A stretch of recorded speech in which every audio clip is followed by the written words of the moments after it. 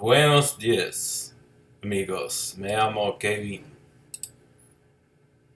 Uh,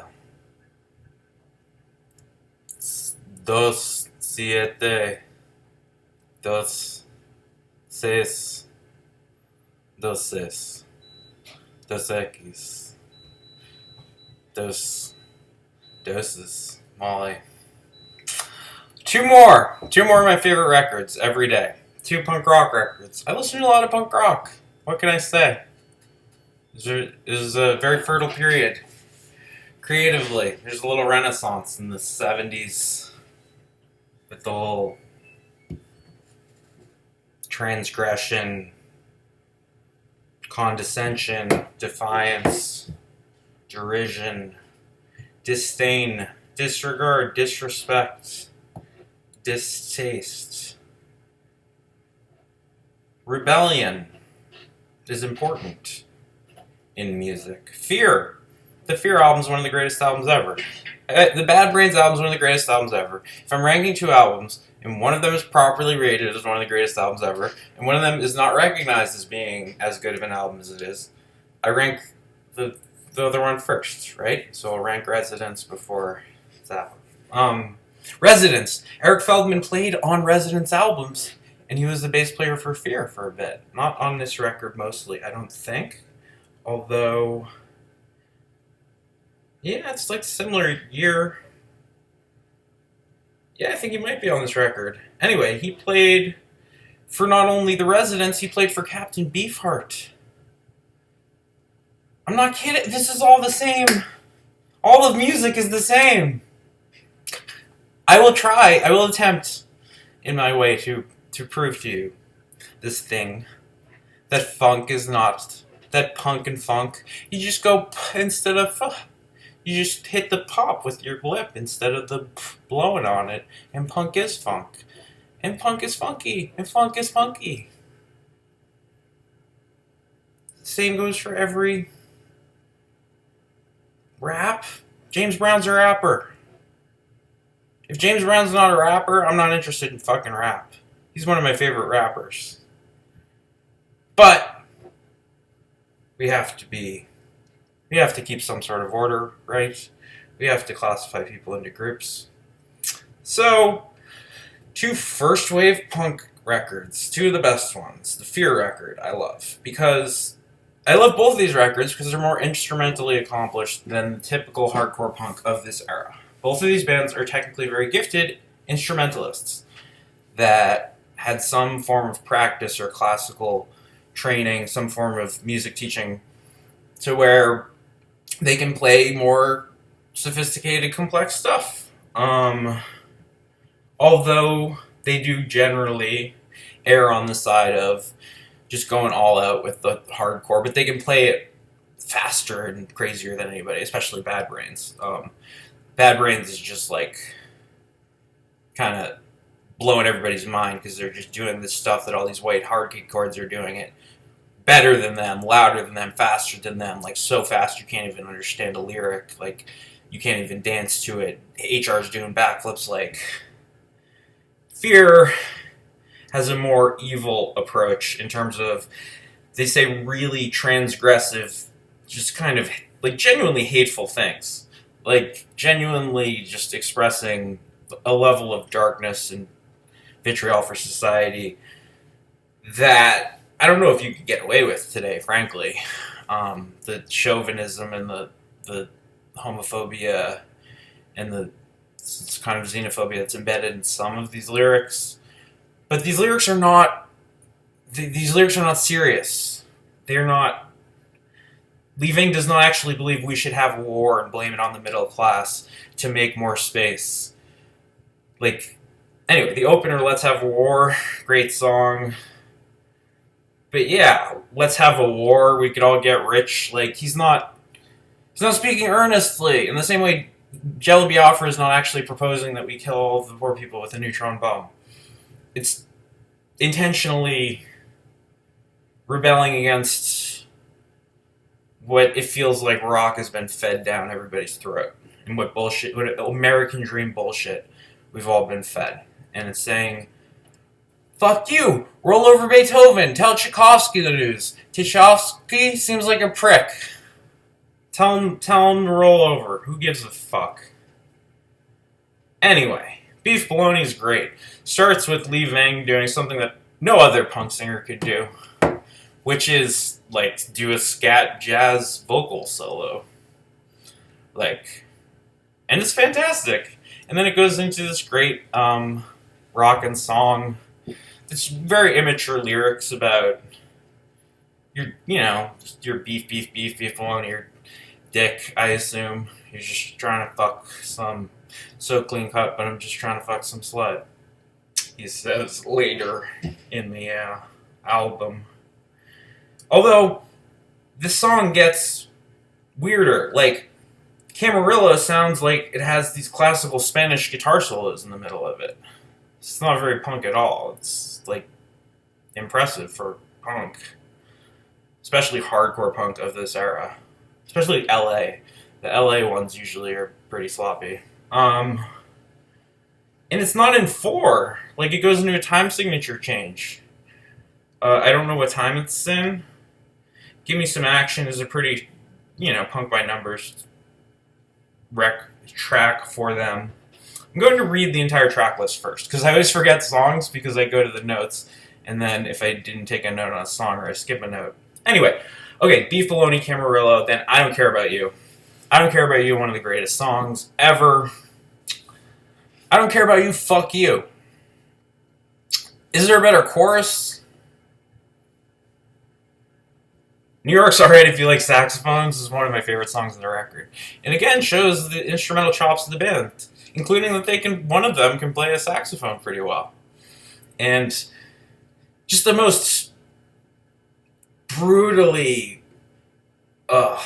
just beyond skeptical, just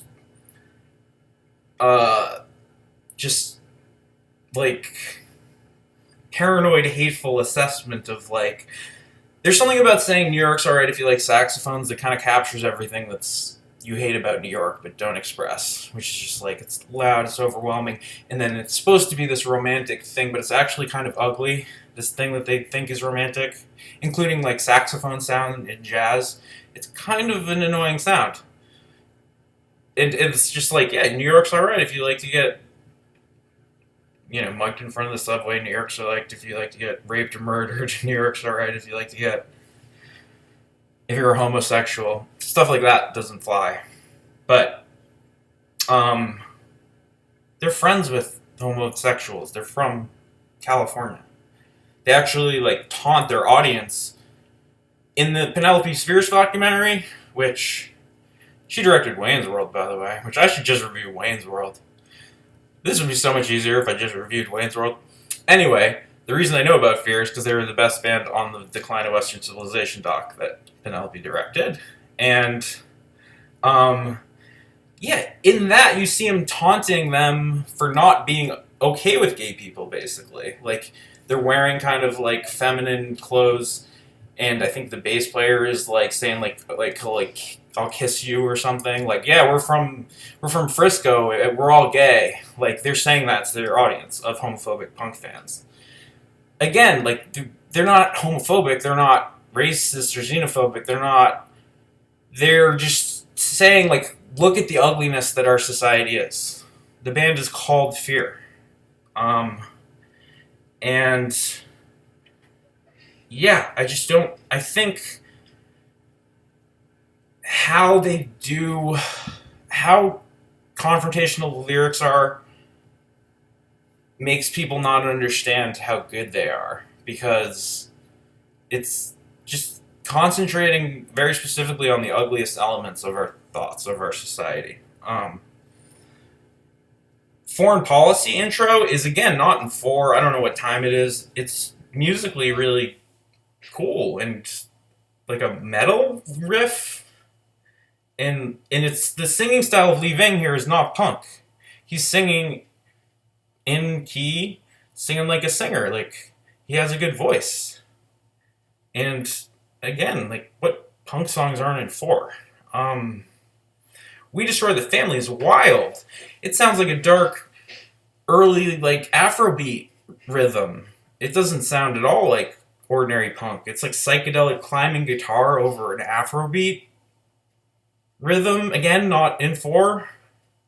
Disconnected is like punky and then turns in just like whatever, dissipates in this amazing way that sounds like jazz fusion for a few measures. Like it sounds like then it returns to just filthy gutter punk with these really insulting lyrics.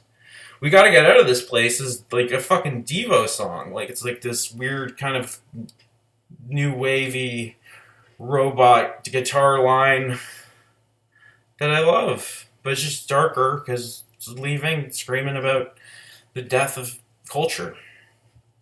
Getting the Brush is like a jump shuffle jazz thing with a poem. Again, this is not typically found on a punk record. On a first wave hardcore LA punk record. These are anomalous. On the reissue of this, they put Fuck Christmas, which is a fun little ditty. I like the rock out at the end. But I like closing it with just the drum shuffle poem that's not Lee. It's some other member of the band just trying to saying some abstract poem, which I guess reveals the ambition of this band, which is not to be just 3-chord punk, but to actually say stuff that's lyrically going to move the needle, that is going to musically break into different boxes and question your assumptions, your underlying assumptions about the world and about the music, which has always been an integral part of blues, of gospel, of rock and roll. Not of gospel, sort of gospel. That's an hour video that we'll have to get through so many punk records before I get to that video. I don't think I'm ever getting to that video. Sailing On, first song on the first Bad Brains record officially released. There's like 20 first Bad Brains records. There's the Black Dots. There's these EPs and singles. The Pay to Come single is excellent. Completely different rearrangement of the song. I almost prefer it. Anyway, there's a bunch of early Bad Brains records, but the first proper record, the one everybody has, is the Jamaican Colors Bad Brains lightning bolt going into the Capitol building in DC, which is a perfect record, start to finish. It's the best Bad Brains record far and away. Sailing On, great, just break speed, punk. The lyrics are great, the vocals are great. I love HR. Don't Need It. It's like Sailing On was already like you thought that's as fast as this band can play, and then Don't Need It's just like, I mean, it's similarly, I guess, tempo, but the riff is even more brutal. And the verse, it's like an even more hardcore song. And then Attitude, it just doesn't let up. Attitude keeps up this energy, although there are lyrics that are the opposite of Fear, that are referencing Jod, PMA, positive mental attitude. We got that PMA, we got that attitude. Regulator, I think, is one of the best straightforward songs on this. Like, if they wanted to be a rock band and have a radio single, I would pick Regulator. I think it's just a great rock song. Band in DC, one of their all-time songs. I hope you know this song. It's great.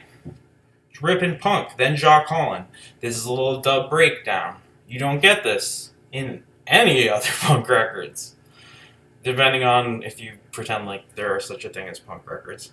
Then after the breather you have in like the dub of Jaw Calling, it's back into hardcore punk. Super Touch, Shit Fit, not one of the more remarkable songs to me, but in the style that you're loving increasingly as you listen to this record. Because this record actually gets better and better. With the exception of this song. I wish they'd... But, generally, I think FVK, Big Takeover, Pay to Come, this is the best part of the record. Anyway, after Super Touch, Shit Fit, you're into full-blown reggae. Like, not just the dub, not just the the like little trippy reggae interlude. This is like singing a reggae song with good vocals. And yeah, I love this song, Leaving Babylon. It's great. And it's great to hear reggae in the middle of a hardcore punk album. It's great to hear dub, you know? We just lost the master of dub. Rest in peace. But it's fantastic to hear that. First of all, it's just fantastic to hear black kids in '77 that are picking up guitars and teaching them how to play themselves and playing aggressive rock and roll music. That's awesome by itself. The fact that they're doing it better than all the white kids is hilarious and great. And then the fact that they're forcing these hardcore kids, half of which are probably skinhead, who knows what, to listen to songs where they're saying, like, we love Jah, and, like, reggae grooves, and, like, yeah, dance to this, slam dance to this, pull out your razor blades. Those were the Dillinger kids. You ever go to a Dillinger show? Watch out if you ever go to a Dillinger show. I don't think they exist anymore. They probably wouldn't be. I don't think Dillinger is allowed in 2022. But yeah, the razor blade, the fucking, you can't slam dance to Leaving Babylon. You can't slam dance to Jaw Con. No matter how hard you slam dance, you're gonna look crazy. You are crazy, but you're gonna be revealed for what you are.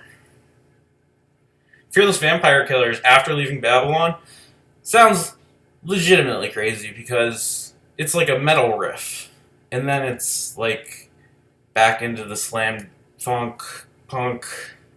I is a great song. Big Takeover is one of the greatest songs on the record. It's the way that this builds, the bass drum, and then the guitar layering of the, and then it just builds and builds this wall of like atonal crazy guitar stuff over this beat. That's just relentless beat, pounding beat, pounding beat, pounding beat, and then just feels like it's about to explode, and then it does explode. It's like, see, this is what I love about Bad Brains. In a typical punk band, you would have that chaotic guitar figure build, and then it would go. With Bad Brains, what they do is they'll give you like, even in the drum parts, it's like he'll play like a bass drum fill that's just like slow, and then just like into the crushing thing. So the crushing thing is like, sounds like it was underneath the groove, but it sounds also kind of like you were out of the thing, and then all of a sudden it's like, holy shit, we're like in it, it's even faster than I thought. I don't know. I love Bad Brains. I love you, HR. I love all the members of Bad Brains. Anyway, Big Takeover, probably my favorite song on the record. Pay to Come's probably my favorite song on the record. I have like 5 favorite songs on this record, but 2 of them are Pay to Come and Big Takeover. The lyrics to Pay to Come are incredible. You will not understand a word of them if you listen to a studio recording of this record. Then Right Brigade is great. It's kind of a last punk, Love Jaw, last kind of palate cleanser, dub reggae, and there you have it. 2 of the greatest punk records ever. One from DC, one from LA. And from kind of opposite spectrums, from opposite worlds, but both challenging their audience to expand their idea of what punk means, what the world means, what music could be, directly inspiring a lot of people to start their own bands and express themselves creatively, becoming catalysts for further development in these other artists. Hare Krishna. Have a lovely Sunday. Uh, sure.